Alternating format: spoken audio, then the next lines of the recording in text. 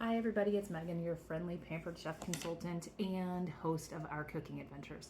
So last week at the farmer's market, we had some requests for some gluten-free products. So I am attempting to make a sweet potato ginger cake with no flour.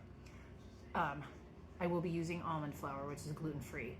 So in my batter bowl here, my pampered chef batter bowl, I have maple syrup, 3 eggs, some coconut oil, some vanilla, and some sweet potatoes. I'm going to mix this up and then we'll add some dry ingredients.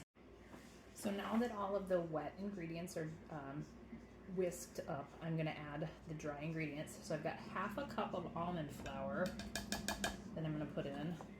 I've got 1.5 teaspoons of ground ginger. And then I'm going to put in 1/4 teaspoon of ground nutmeg and a teaspoon of cinnamon, and then a little baking soda. And then I'm going to mix that up and then we'll start pouring it into pan. All right, so now I've got that all mixed together.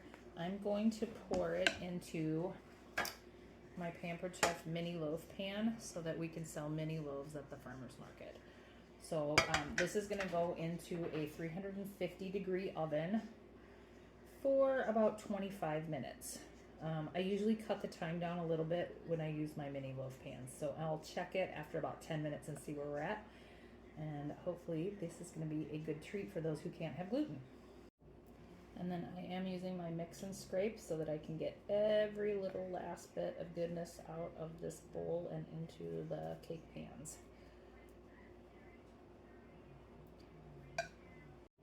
So as you can see, I've got all of the mixture into my mini loaf pans, and like I said, I'm going to pop it in the oven, 350 degrees. I'm going to check it in about 10 minutes and we'll see how it looks.